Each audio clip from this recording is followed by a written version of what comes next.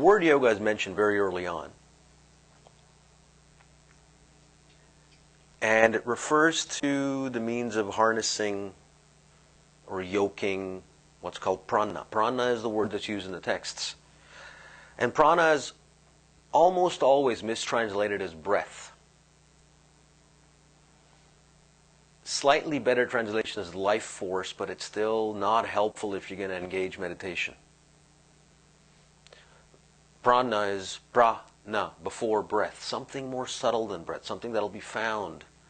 Breath is an ebb and flow, which is very easy to feel, but there is an ebb and flow, which is more subtle yet, and it's analogous to what in the Taoist system is called qi.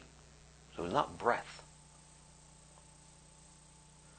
Pranayama has three aspects: external or outward flow, internal or inward flow, and the absence of both during the transition phase between them. The fourth aspect of pranayama is beyond or behind the external and internal flows. It is practiced by attending to the transition phase. The practice of meditation where there is no movement of thought leads to the arrest of the flow of prana. These yoga methods bring about the desired results only if they are practiced without violence or force. The poses themselves are very recent. The word asana, which is often called posture, actually means a place to sit where one can meditate. So it's very recent that that postures have become such a prominent part of yoga. So if you ask people something about yoga, then postures become the primary thing, really. But it seems like there's much greater desire for deeper knowledge. So courses like this and other courses, so people are coming out and finding out that East-West translation is just now starting. There's a lot of depth that is on its way. So yoga is not reducible to posture. It's a very peripheral part of it. Buddha offers yogic method as well, if we keep yoga in a very broad way like Joseph Campbell suggests. And there are no postures in that method. So postures are great in lots of ways, but that's not the point. The first four stanzas of Patanjali's Yoga Sutras. Now an exposition on yoga.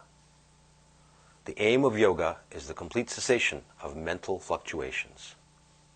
Then the seer stands in its own form.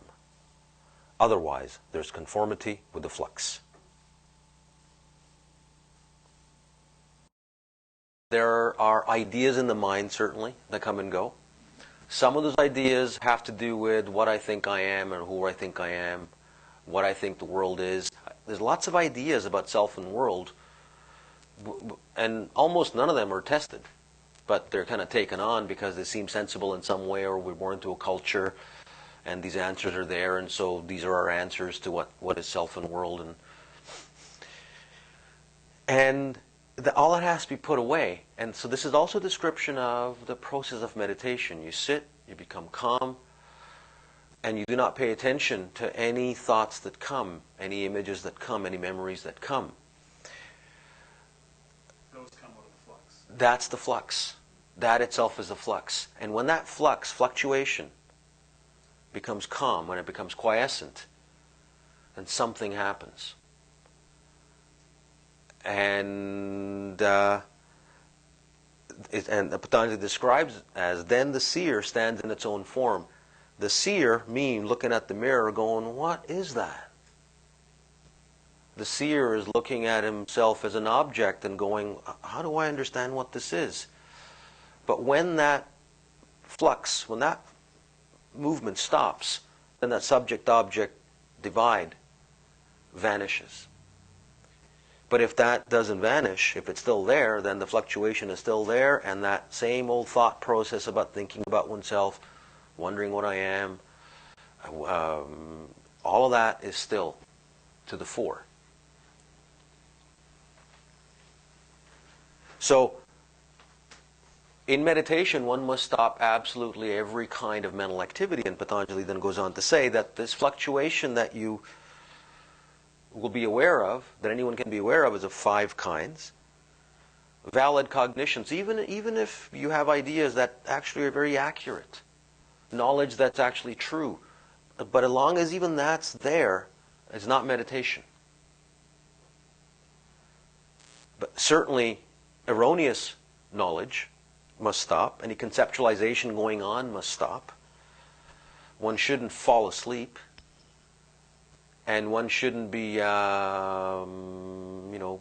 glancing at memory or paying attention to anything from memory that comes up.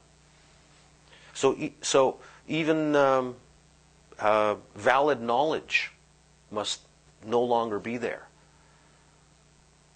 That's how still the mind must become. And then something can happen. All questions stop. And so, so when there is, experiencing what you are. even you forget about the idea of what you are or who you are. Okay. All ideas, I learned this from a Buddhist text, I learned this from a yogic text, all ideas come to an end. Stillness, so still that there's not even a desire to be still. Okay. Paradoxically spoken. Yeah, There's not a desire to find out what one is. All of that come to a stop. That kind of stillness is what Patanjali is telling us is required. And this happens through practice and dispassion. Now dispassion is sometimes translated as non-attachment. But I want to point out that the Sanskrit word is actually vairagya. And vairagya means without changing color. Don't become red. Don't become yellow. Don't become green. That's to be non-attached. And what do you mean by that? Well, if I get really angry, then I turn red, right? So this requires being so still that there's not that reactivity. Any reactivity, that fluxes back. You know, you calm the mind, and you find that back there somewhere is still some existential angst or existential kind of stance that's still there. It's very subtle. So Patanjali says all this stuff you can begin to see and you must turn away from. The distractions of the mind are dullness, doubt, carelessness, laziness, sense addiction, and false views. And we're going to take on false views for the bulk of this weekend.